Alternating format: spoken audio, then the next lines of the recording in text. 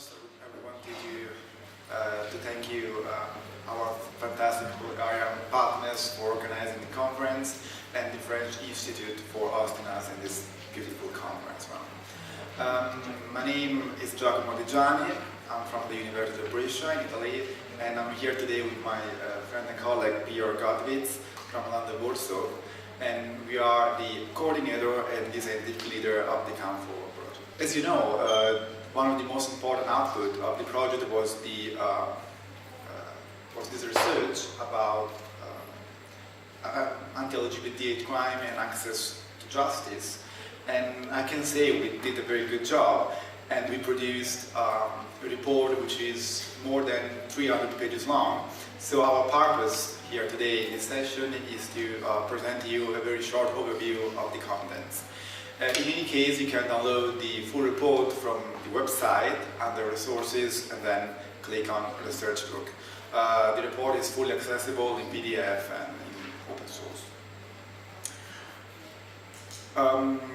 The report is edited by me and Piotr, but it contains contribution from all the 10 partners of the 10 partners of the consortium, and we can say that without our partners, this report would not have been possible. So thank you very much for your efforts. So the main aim of the research was to understand the legal and policy situation of victims of hate crime and the barriers they face to access to justice. Specifically, the research aimed to provide up-to-date, reliable, and last but not least, comparable data on legal and policy framework regarding anti-LGBT hate crime. Secondly, it aimed at mapping the availability of places where a victim can report the episode of violence, as well as seek supports after the hate crime.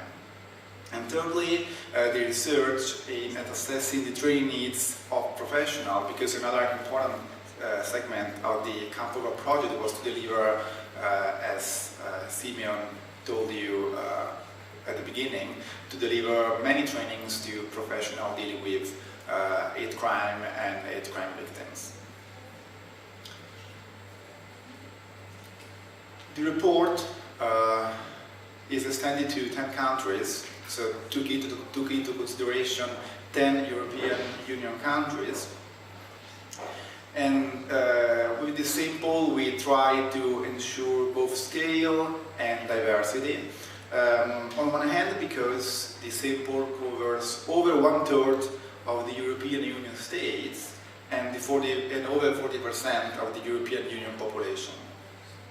On the other hand, the sample ensures diversity because it includes member states from different legal tradition, common law in UK, continental law or civil law in Italy, and different traditions and different geographical position. So Spain in the west, Bulgaria in the east, Italy in the south, UK in the north. Even the sample is made up by 10 countries. The CANFO consortium was made by 22 partners, including beneficiaries and associate partners. And in some countries, there were 2 partners, like in Bulgaria, so GLAS and Bilitis, or in Spain, JES and the University of Girona. Partners were also selected trying to ensure diversity in what they are. So, for example, the coordinator of the project, the University of Brescia, is a university, as the University of Girona, but still we have a lot of NGOs providing a direct link with the LGBT communities in these member states. Coming to the study design, the research used mainly qualitative methods of inquiry, and more specifically, the first activity took into consideration the review of primary and secondary sources, analyzing existing legal and policy framework, criminal laws, criminal procedure laws, but also anti-hate crime national plans and policy guidelines. The second activity involved the mapping of organizations which could potentially work with LGBT victims, and for analytical purposes, these identified organizations were divided into two categories. First of all, report and send, for example, law enforcement agency, prosecution services, but also NGOs in those countries where it's possible to report the hate crime to the NGO. And secondly, second categories was the victim support service providers, like state-sponsored support services, shelters, legal aid, crisis centers. And we realized quite soon that many of these organizations could potentially fall in both categories. And well, in this case, we choose the category in which the organization was more dominant. But in many cases, like LGBT NGOs, could fall in both categories. The third activity, maybe the longest one, consisted in carrying out in-depth interviews, structured in-depth interviews with professionals of these reporting centers and victim support service providers. And even it was the responsibility of country researcher to select the interviews. Everyone tried to ensure diversity of interviews, so to choose interviews from different bodies.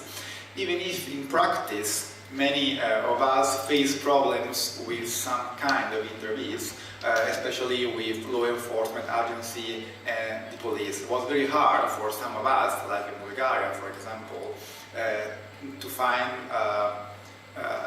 policemen or policewomen willing to be interviewed. Still, in the end, we delivered almost 200 interviews, as you can see from the table. And as I said, in some countries, the representative of reporting center is much smaller than the victim support service provider because of these reasons. And this field work took place from February to June 2016. After that, two standardized interview models were developed to collect information in a comparable way and to allow comparison in the final report. Moving to the structure of the report consists of 11 chapters, 10 country reports, so each one report for each country of the consortium, plus a comparative chapter, and conclusions and recommendations, and in the end, a note on methodology we used for collecting data.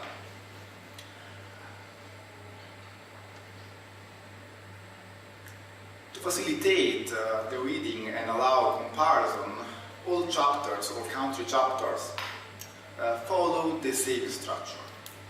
So they cover these 6 areas. First of all, the legal framework, which covers hate crime law provisions in the country, other provisions applicable, as well as attempts, if any, to amend or to change the hate crime legislation in that country. It covers also the transposition of the Victims Directive. Second one, victim support, covers referrals, the availability, accessibility, and inclusivity of various support services in the country analyzed, as well as the very important, critical, I would say, issue of funding. Third one, professional and anti-LGBT hate crimes, covers the various understanding of hate crime among professionals we interviewed, and discusses the weaknesses of these conceptual frameworks. It covers also the issue of vocational training and training on LGBT hate crime in that country. Up next, reporting anti-LGBT hate crime presents reasons for underreporting given by the interview professional and discusses the accessibility of reporting centre as well as awareness-raising activities to fight, for example, underreporting. Next one, rights of victims in the criminal justice process, cover the rights guaranteed by victims' directives and the levels of protection, the effectiveness of protection provided by the country, and discusses if this protection is really adequate, whether it is effective or just illusory.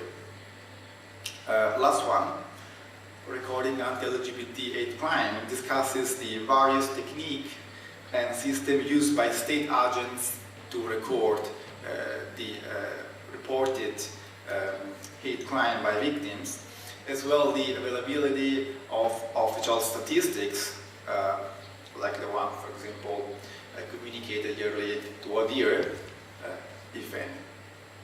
And then each country chapter concludes with a series of conclusions and recommendations for future policy and practice.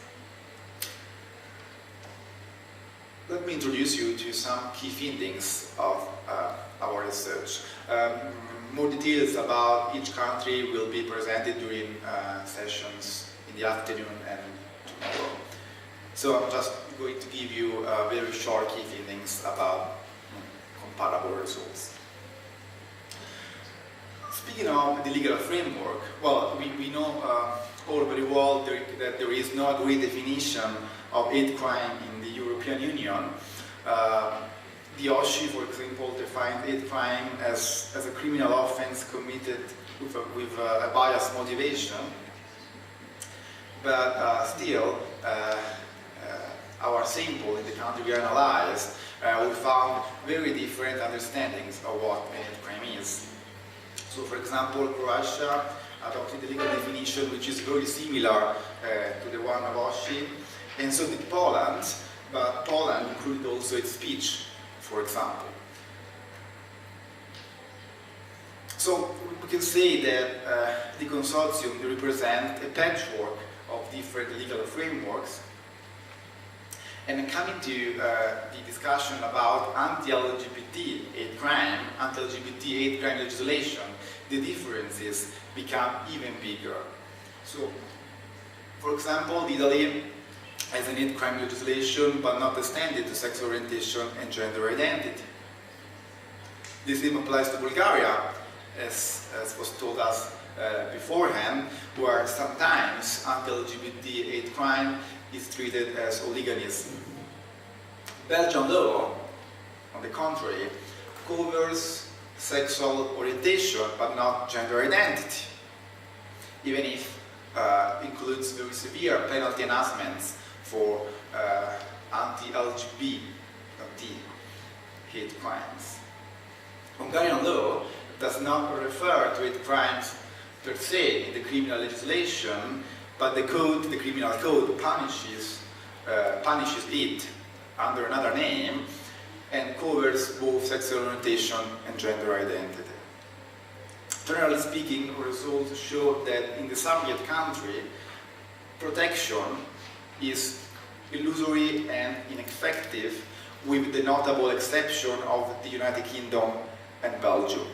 In the other countries, even if there is an hate crime legislation, the phenomenon of underreporting is very high, and the number of hate crimes recorded by state agents is extremely low. And secondly, always generally speaking, another common result is that intersex status or sex characteristics are not considered a protected ground. So in no one of the countries of the simple intersex status is protected against hate crime as a protected ground.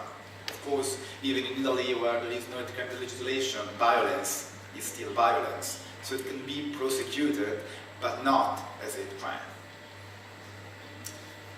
Regarding the victims directive, so I'm moving to victim support. All countries of the sample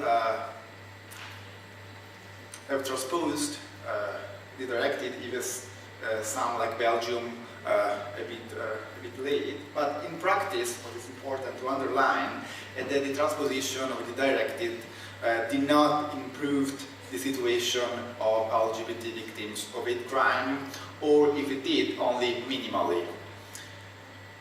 Problems persist in all countries of the consortium, but maybe the United Kingdom, especially in organizing and arranging adequate support systems and LGBT-sensitive support services. For example, in some countries, there are a structured system of support services, but it is run by religious bodies, or by the church, or by an organization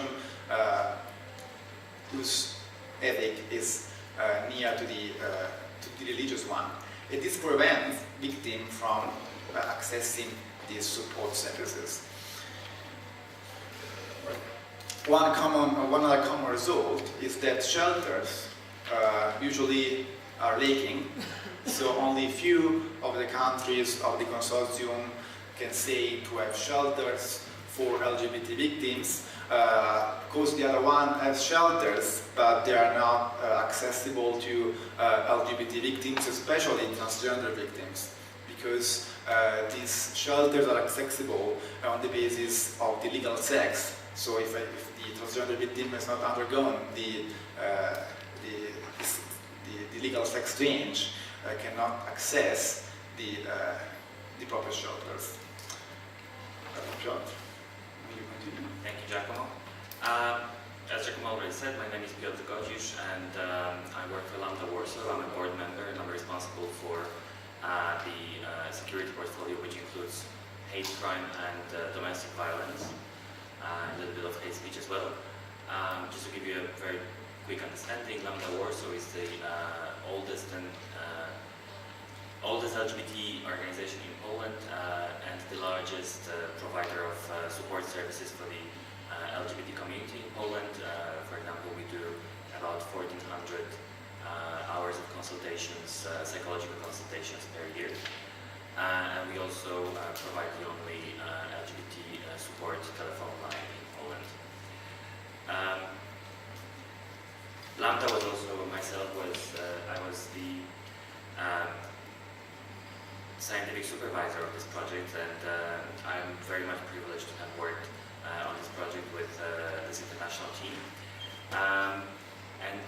I will briefly go through the few remaining areas of the research that Giacomo has started. So Giacomo discussed the legal framework, and he also mentioned already the system of support, which is quite often lacking. What I will first like to speak about is the preparedness of professionals, so victim support service providers and law enforcement and prosecutors, or basically anybody who comes into contact with the victims. So when it comes to the preparedness of professionals to work on anti-LGBT hate crime in our 10-country sample, we have to say that, again, the situation is quite different in all of the countries, but we can quite strongly say that there is no country that does it right. So there is no country that has a sufficient way of training, a sufficient way of understanding hate crime and taking it seriously enough. Professionals have different levels of understanding of hate crime, but what we can say is that there is this very sort of clearly visible rule of thumb that those professionals who have no work experience or no personal connections with LGBT people or LGBT victims or other vulnerable groups, these professionals usually do not consider anti-LGBT hate crime as a serious problem. On the other hand, those professionals who either have come into contact with LGBT victims or other vulnerable victims, or they have personal connections with LGBT people, they are usually far more understanding of the problem, of its consequences, and of the problem of, for example, under-reporting of hate crime, which I will speak about in a moment. There are different understandings of hate crime. So it's same as there is a patchwork of sort of legal conceptualizations, there is a patchwork of definitions used across the consortium. The commonality is that most countries actually do not define hate crime, either legally or in policy documents. They use various terms. Sometimes the definitions that they use will cover hate crime only, so a crime which is motivated by a bias based on sexual orientation, gender identity, or sex characteristics, for example. Sometimes that will also include hate speech. There is a clear division between the understanding of people who work within institutions bounded by laws, such as prosecutors and law enforcement. They usually follow the understanding of the law. So, for example, in Bulgaria, which does not recognize sexual orientation or gender identity hate crime laws, people would often say, people would often speak mostly about racist or xenophobic hate crime, whereas in other countries where the number of protected characteristics is bigger, they would define hate crimes more broadly. On the other hand, those who work with victims, particularly victim support services, crisis intervention centers, or LGBT organizations, they would often define hate crimes more broadly, obviously including sexual orientation. Quite often, instead of using the kind of vague term hate crime, they would speak about violence, violence towards community, violence against LGBT people. And the problem with that is that violence can be defined in different ways, and not all kinds of violence are criminal offenses. So this is where the understanding between prosecutors or police officers and NGOs quite often clash. There's very few countries that define hate crime legally. So Giacomo, for example, mentioned Croatia. They do have a legal, in Croatia there is a legal definition of hate crime, but most countries, they don't have one. In the UK, for example, there is a definition which is a policy definition, but at least it is shared by all involved agencies. This is a unique situation in the consortium because in other countries, such as in Poland, there is a definition based on the OSCE definition, which is used by police for recording hate crimes, but it's not used by the prosecution services, for example. So the prosecution services and the police understand hate crime differently in Poland.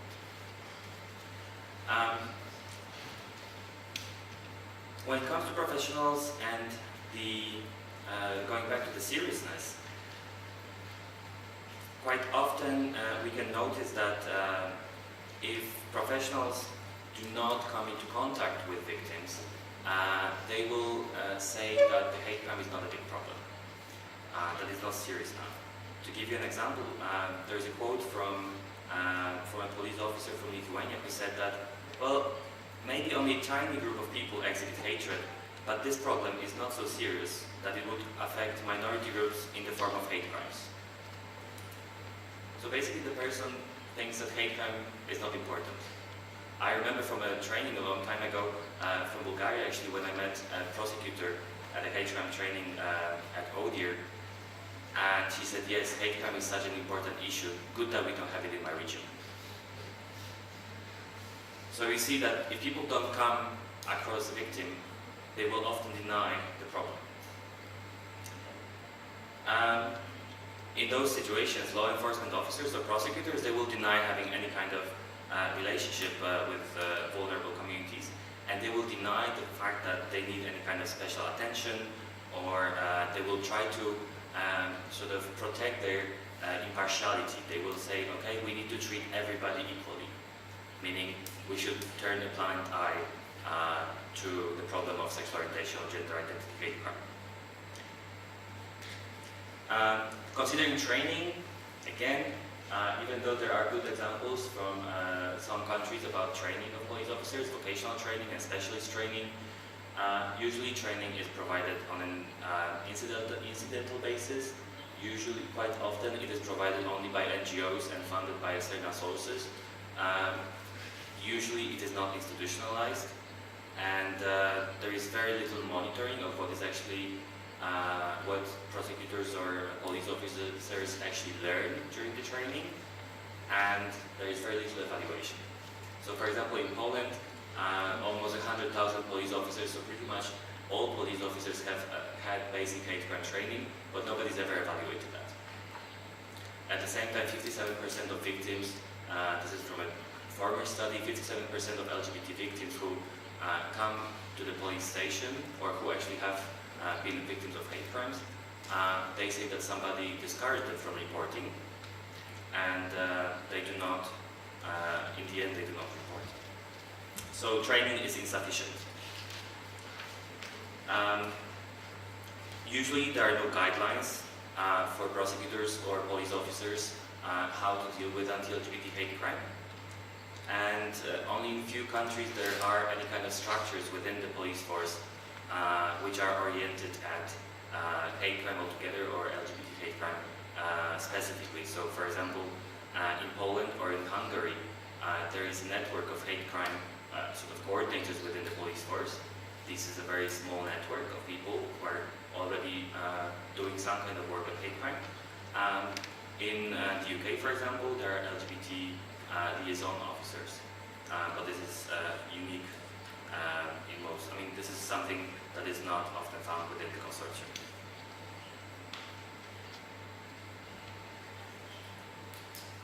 I'm sure that you are all well aware of the problem of underreporting of hate crime. So on the European scale, we know quite well from FRA reports that LGBT people do not report.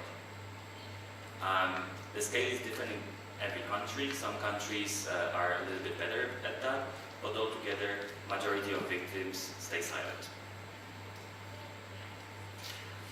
In our research, as this was a qualitative study, so we did not speak with victims and we don't have survey numbers, but we wanted to look at the sort of point of view of professionals at what they think are the reasons for underreporting, as opposed to what victims actually say in surveys. So, majority of the reasons that were mentioned, they actually were quite similar, but the problem is, or the sort of interesting thing is that sometimes victims, or usually victims, give more reasons than the professionals are willing to notice or are actually aware of. So most professionals, they will actually, or many professionals that we interviewed within the 10 countries, they will say that, for example, in countries like Bulgaria, Poland, or Italy, the lack of law, so lack of effective remedies for victims, this is something that hinders underreporting, or hinders reporting. So if you know that the country cannot really help you, why would you report? But the reasons are not only limited to laws. So underreporting is found also in countries such as Belgium or Spain or the UK, where the law is quite effective. But people quite often still lack trust in institutions altogether. In some countries, for example the UK, homosexuality was decriminalized quite recently actually. So some people may still remember the very hostile relationship with the police. Obviously there is the fear of secondary victimization and the fear of receiving homophobic abuse or transphobic abuse from the police. And some people also mention lack of confidentiality of reporting and accessibility of reporting. Considering accessibility, there is lack of alternative ways of reporting in many countries. Usually people, as a first possibility to report, they mention just going to a police station, which for many victims means sitting in the waiting room for hours and hours and then being interviewed by somebody who's never heard of an LGBT hate crime. So this is the traditional way. But in some countries there are alternatives. Sometimes you can report by email or by an application, particularly if this is not an emergency situation and you can wait. In a few countries there is also third-party reporting, and again the UK is a very good example here. There is NGO reporting in some of the countries, or in most countries NGOs will take reports, but then the way they take those reports and the quality of those reports will differ among different organizations or among different countries. There is very few examples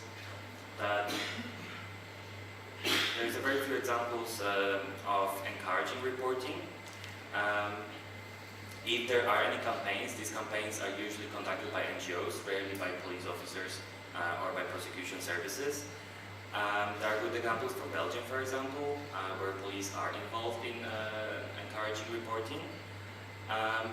What is interesting, what we actually found, is that not everybody encourages reporting by all means.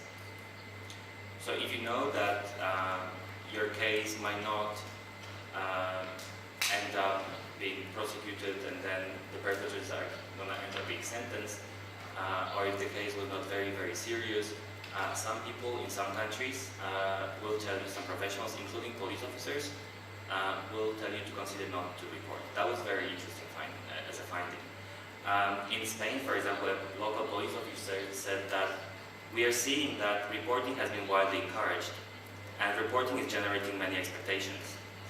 But we are being very critical with this, and we are saying, be careful with these reporting processes, because then you might not be heard in court.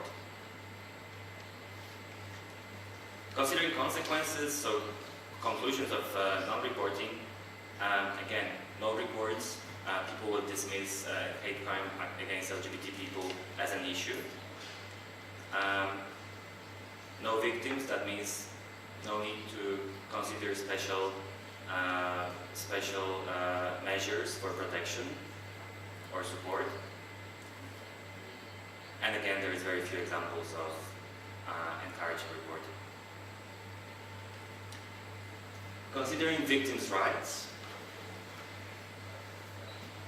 we found that while in general the transposition of the Victims Directive has benefited victims of crimes, including LGBT victims of crimes, usually the transposition has been quite insensitive to the needs of LGBT people or victims of hate crimes. What it means is that if with the transposition of the directive, for example, a police station or victims are now heard in a sort of better conditions. So, for example, at this desk there is a perpetrator being interviewed. At the desk next to them, there is a victim being interviewed by a police officer. So, if this has changed, this has not so much to do with LGBT hate crime, but this has improved the situation of LGBT victims as well. However, in most of the states, LGBT victims usually still remain invisible to the criminal justice system and to victim support service providers. In most of the countries, they face many challenges in relation to reporting, investigation, and accessing support. And quite rarely they are referred to LGBT inclusive or accessible support services. Even if there are frameworks in place, such as again in the UK, there are still difficulties in making sure that victims receive the proper care and attention that they need.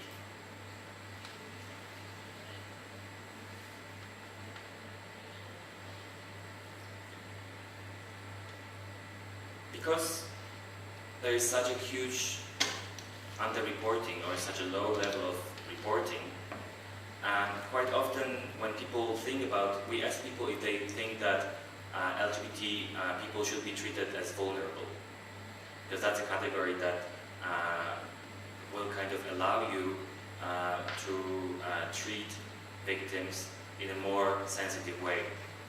So if you have underreporting and that the only people who come to your station are people who are, those fighters, activists, you will not see them as vulnerable. You see them as fighters. You think that the motivation, this is from Lithuania, that the motivation for reporting is actually some kind of struggle for the civil rights, or seriousness of damage, or your civic duty. So people rarely think about the motivation such as, I actually suffered harm, psychological harm in particular. In some cases, such as Poland or Lithuania or Bulgaria, some reporting centers, particularly police officers, treat sexual orientation or gender identity as sort of taboo topics or controversial topics. And if you do that, then you basically don't really find a way of helping the victims. And that means that in the end, there is no, in very few countries, there are actually specific measures for supporting victims of anti-LGBT hate crime. Considering recording of hate crime, there is police recording or official recording and NGO recording. You could normally expect that if a country has anti-LGBT hate crime laws, then they would also have anti-LGBT hate crime statistics. This is not the case. In our sample, there are countries that have laws, such as, for example, Croatia, which has perfect criminal code when it comes to anti-LGBT hate crime, but they have very few numbers. Or they actually don't publish the numbers, you have to request the numbers. On the other hand, you have Poland or Italy, which do not have anti-LGBT hate crime laws on their books, but they have made efforts to monitor this kind of victimization, and they publish this kind of information. So this is a very interesting finding that laws do not always mean statistics. In the UK, this is the only situation where recording of hate crime actually follows the victim's perception, or is victims focused. What it means is, it's not the police officer who decides, yes, I'm going to record that as a hate crime based on what I think, but they will record that based on what the person who's reporting, so the victim or a witness, is thinking.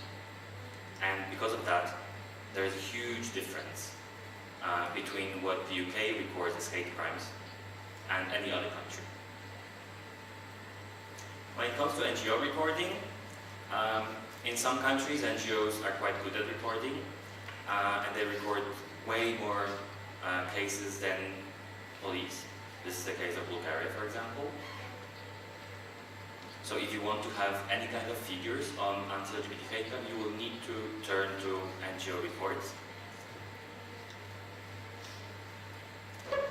But the problem with NGO recording is that most of the NGOs, they do not have a very robust methodology for recording, and they record all kinds of incidents, sometimes putting them in different categories, such as hate crime, hate speech, hate incident, discrimination, but not always. Some NGOs and some countries report their statistics to ODIHR, most don't, even though this is an international obligation to do so.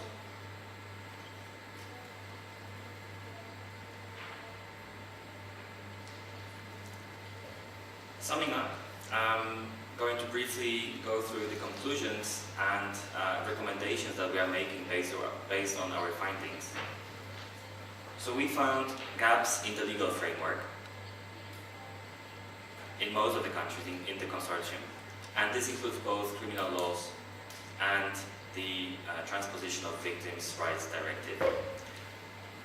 There are issues with training, vocational training of professionals, both in support service providers and in reporting centers.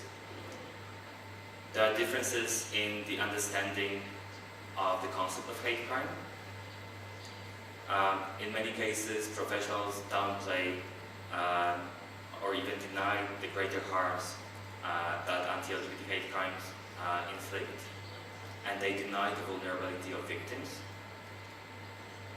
The efforts to encourage reporting are insufficient, and reporting remains very low. Most countries are very ineffective in recording hate crimes, and they don't publish statistics. And the network of victim support services available for LGBT victims is not very well organized, it's not accessible, not inclusive, and is not adequate for the needs. Considering recommendations,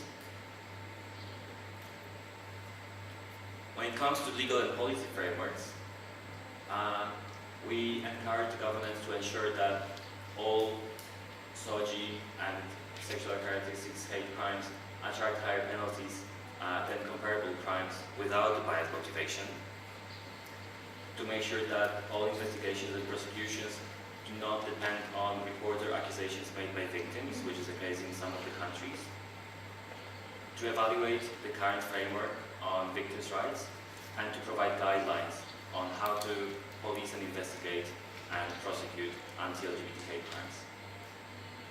Further, when it comes to the education of professionals, we encourage countries to make sure that there is systematic training on LGBTI issues and on anti-LGBTI hate crime, and to ensure that all involved agencies share the understanding of what hate crime actually is. Considering reporting, we encourage countries to set up and promote third-party and alternative reporting mechanisms, to actually speak with the LGBT community, reach out to victims and organizations, to raise awareness of the general public, and to promote a strong stance against hate crime, including speaking out against hate crime if you're an elected official, and to make sure that if you encourage someone to report a hate crime, you are able to actually help them. When it comes to statistics, we urge countries to make sure that they have that they build the capacity to identify and record and publish hate crime statistics, and also to carry out regular victimization surveys, which is something that very few countries in the consortium actually do. Considering victim support services, as they are lacking in majority of the countries, we encourage countries to set up victim support services, to fund them so that they are sustainable, to promote them among victims, and then to monitor how effective they are in supporting the clients. Before I ask you to ask questions, just a word of explanation. I've been using, and Giacomo has been using, and you can see around, that in different places we either speak about anti-LGBT hate crime or anti-LGBTI hate crime. I stands for intersex. And if we speak about SOGI, this is sexual orientation and gender identity, and SOGIES, that's gender identity, gender expression, and sex characteristics. This might be confusing for some, and this is something that we actually changed within the project, as there was a bit of discussions as well, whether or not we should include intersex, violence against intersex people in this framework. Different countries do it differently, so there are countries that include intersex in the legal frameworks, such as Greece, for example. Other countries may include that under gender identity. So there is not a uniform approach to that. But we have invited a speaker, P.T. Anderson, who will be able, hopefully, to share with you some insights on the violence targeting people who belong to the intersex community. Kitty has been feeling unwell in the morning. Hopefully she'll be able to join us later on today. If not, we'll try to we'll try to reschedule her presentation or the interview with Kitty for tomorrow. Thank you very much. And if you have any questions to Giacomo or myself, please go ahead.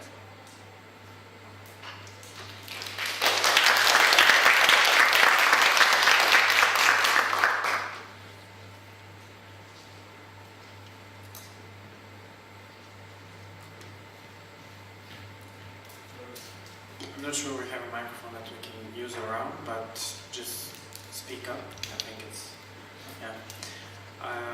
Maybe I can ask the first question while I want to break up the ice.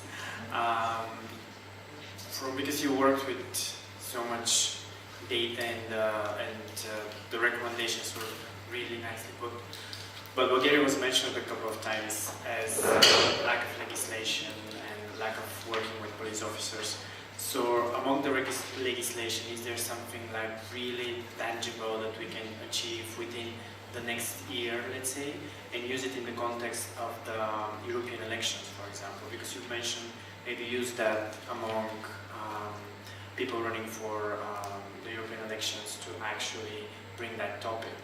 So is there something like really tangible that we can take and utilize in 1 year? Thank you, Simon. It's a very good question that has no good answer. As you know, Bulgaria is a member of the European Union, and because the country is already in the EU has a very limited leverage, and nobody can really press Bulgaria into enacting anti-LGBT hate crime laws, because there is no strong international obligation to do so. This is a different situation in countries which are now in the process of accession to the European Union, which are very happy to provide a legal framework as a kind of symbol of good faith, because they are requested to do so by international organizations, or they're in the process of democratization, so they enact the current standard. Bulgaria or Poland or Italy, they're not so much interested in enacting that standard, in catching up with colleagues. However, that doesn't mean that there is no way of actually changing the law. I would, however, see it as a longer process. I know that you've been actually advocating, and that the Bulgarian parliament has already discussed this issue at some points. But I think this is going to take longer than 1 year, in all honesty. I'm very happy to see that the OSCE, ODIHR, is working more and more with Bulgarian government and other institutions to record hate crime first, similarly to Poland. And then when they have data that nobody can contradict, because this is police gathered data, they will have more evidence for the Ministry of Justice and for the Parliament to take that issue seriously. But this is going to take time, and as you know already, in Bulgaria there's now this ongoing discussion of gender and gender ideology, and unfortunately LGBT rights are very politicized. So it cannot be taken, even though you would think that anti-LGBT hate crime laws is something which is very technical. It's not. It's quite politicized, and there is no political will to do so. And my advice would be, actually, when it comes to advocacy efforts, first of all, speak about it, record cases, do what we are going to do today, later during the day. So publicize cases such as the murder of Mikhail Stoyanov. Continue raising awareness. And in the meantime, work with political parties, build capacity of the police, because as we can see from our results, the more police officers, the more prosecutors meet an actual hate crime victim, the more sensitive they are, and it can just go bottom up. Sorry that the answer is not as optimistic as we would all like. I completely agree with my colleague Piotr, so it's not easy to put pressure on the parliament, and legislation is of course prerogative of the parliament, but still, even if Bulgaria has no anti-crime legislation, this is not a good reason not to report violence, because violence, as I said, is violence. It can be prosecuted not as a crime, but as an ordinary crime. Secondly, what Bulgaria can do, what Bulgarian NGOs can do is to continue collecting data, numbers, figures about the seriousness of the phenomenon, because the data, the availability of data of statistics is the baseline for action. So you have like a proof to go to the ministry and say, look at how serious is the problem in Bulgaria, so stand up for action. Of course, it's not easy to convince the ministry or the parliament, but without data, you're not really convincing, in my opinion.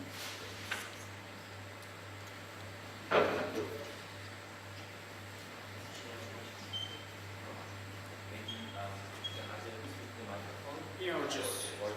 Senior, can you repeat the question for the... Yes. So, I must say that the question is partly answered, actually, but I was wondering if you have specific recommendations for international... Specific recommendations for international organizations. Well, considering we need sometimes limited competence, we nevertheless help moving there. My recommendation is not so much law specific as it actually is about something that is very important to all kind of work that anybody does, which is about money. And particularly, we are all very grateful to institutions such as the European Commission for the support that they do for civil society organizations. But for many civil society organizations, particularly those who are grassroots-based, there is a huge problem with accessing EU funding because there is a 20% of co-funding. And in some countries such as Croatia, this 20% you can get that from the government. They will match what you need. In other countries, this is a very difficult issue. So the recommendation for international organizations such as the European Commission would be to reconsider the way civil society organizations are funded. When it comes to other issues such as not only about funding, I think what the EU is doing at the moment is actually the right thing to do, such as the work of the high-level group on racism, xenophobia, and other kinds of intolerance. Because I can see from my own experience in Poland that many people, even though there is no law still in Poland, but many people within the Ministry of Justice, and particularly the Ministry of Interior, have been quite sensitized. And we could see a huge development over the years, so 2010 up to 2015, under the previous government, we could see that even though there is no recognition in the law, the statistics started to come up, the police have become sensitized. So this is actually thanks to international organizations. So I would say continue doing what you do. I know it's not a very good recommendation. But also recognize the fact that some NGOs cannot access the help that you're offering. And we have a microphone now, so I would also say, as recommendation for international bodies to, if possible, provide trainings even to NGOs, not only to law enforcement agency and to prosecutors, because in some countries, like Italy, for example, it resulted from the research that LGBT activists cannot distinguish between discrimination and hate crime. So their level of knowledge about LGBT issues, even if they are activists, is quite low.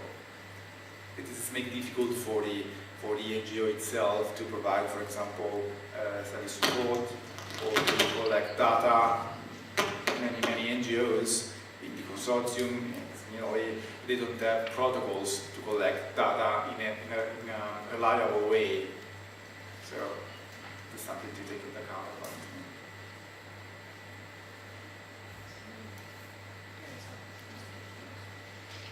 Thank you.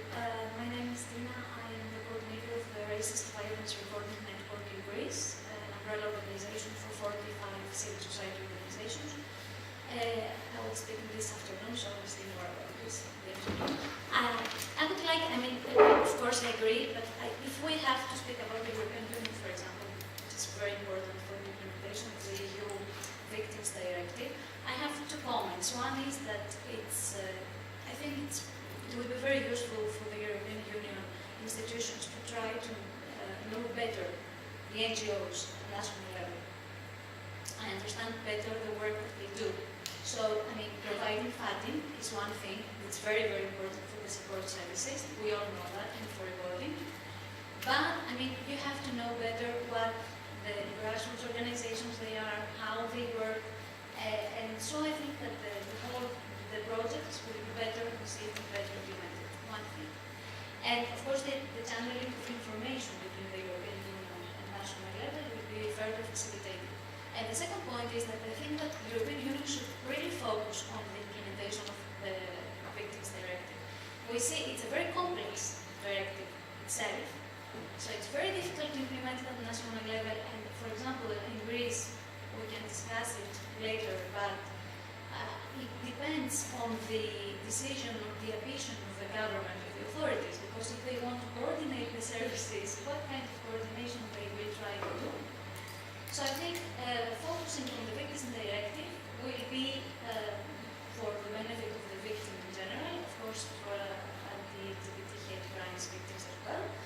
And I think it's also the way to understand and to introduce, to integrate the hate crime within the criminal proceedings in a better way. Thank you. Guys, do you want to comment on that? Or? That one comments. Yeah, maybe another recommendation for the European Commission could be to focus a bit more on the so-called operating grants, because the count of a project is one of the so-called action grants, while it used to be in the past these operating grants, which was meant to finance the ordinary activity of NGOs, which indeed is extraordinary because if you think that the state-sponsored service support in the case of hate crime is really in a minority, and the majority of services are provided by NGOs, well, this is really extraordinary that NGOs suffer from lack of funding, so they cannot provide these services continuously. And this is of course a problem for victims. If I maybe just shortly reply, also to the comment from the back there. I think we are also aware that we would like, for instance, we finance a lot of projects through the Rights, Equality and Citizenship program. And one of the reasons I'm also here today is to make that step to be closer to the NGOs and see what is going on in the member states and hear from you in the plenary, but also during the lunch, etc. Because I can think openly say that maybe also we had a bit the feeling that we should make this distance smaller. And the same for the operating grant. Just to clarify, also we have on the one hand operating grants for umbrella organizations who can then also on a European level steer debate on these kind of topics. And so, for instance, we have operating grants for ILGA Europe, Transgender Europe, and ITIO. And there, for the operating grants, of course, the requirements are even higher regarding the number of countries that need to participate, etc. And then beside that, we have the project grants that is accessible for NGOs in the member states, and they should complement each other. And I think regarding the Victims Rights Directive, I really think next year when we publish this report on its implementation is really a good moment also to speak about it with the NGOs, what is the state of play and what should be improved from there. So this is the first reaction from my side on these comments. Thank you. Any other questions?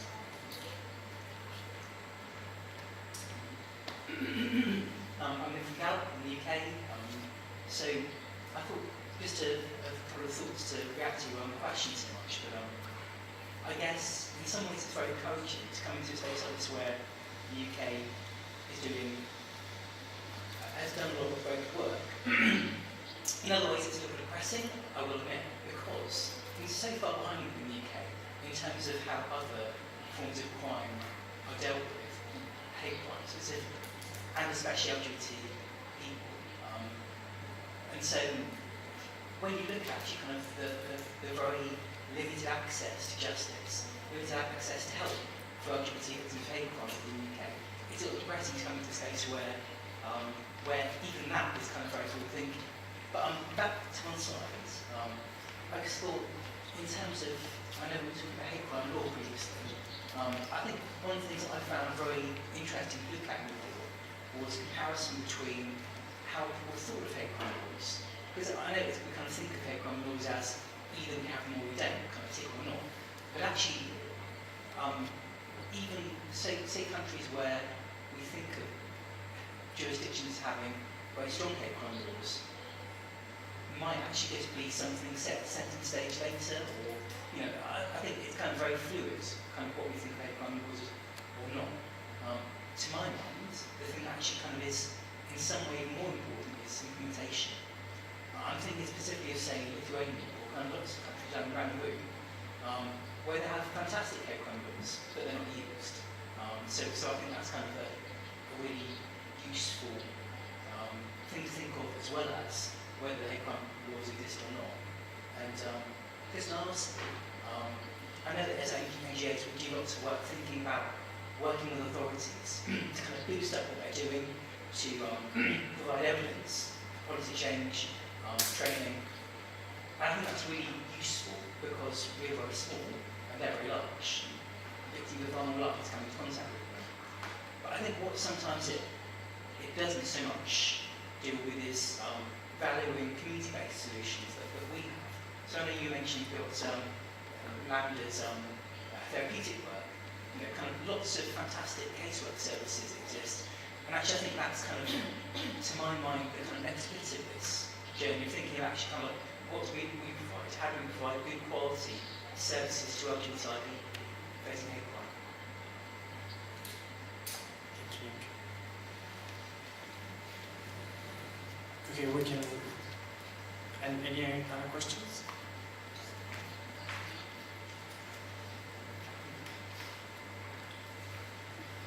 Hello, I'm Ivan Ivanov, and I wanted to ask you about something that you said earlier. You said that there are a lot of professionals which are not trained to work with the victims, and I wanted to ask you if there is a methodology for this, which we can use as well. Thank you. Within this project, one of the things that we have prepared is a methodology for providing training on anti-LGBTI hate crime that can be used both for training reporting centers such as police officers or prosecutors, as well as victim support service providers, including LGBT NGOs, local NGOs that have the very good access to LGBT communities, but they may not, as in Italy, have very good understanding of what hate crime is, as well as, for example, crisis intervention centers or victim support, generalist victim support organizations, or women's rights organizations and shelters for women. You can use this training toolkit that is available online for free. You can use it to train anybody. It allows you to build a sort of tailored training session for 1 day, 2 day, 3 days, depending on what you need.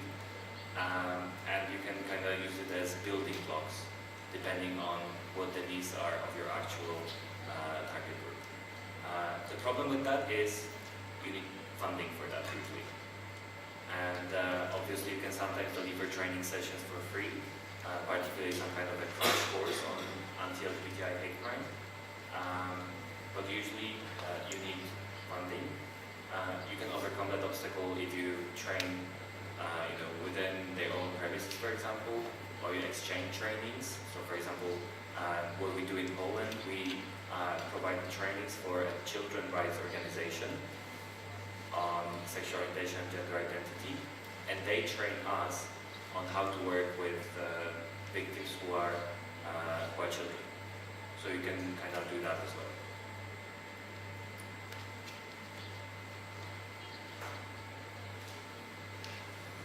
Any other questions? I would also suggest to reach out to us as the local LGBT organizations that we could be of help. And I think Abilities are hosting today, a workshop on that could be useful. So look at Gloria, who is behind you. There's a person who you can ask about that as well. All right, thank you so much. And usually at conferences we are late, but we are really ahead of our time. So lunch was announced in like half an hour, but I think we are almost set. So I would suggest go for lunch, and then we're gonna have a larger lunch break, and be back here at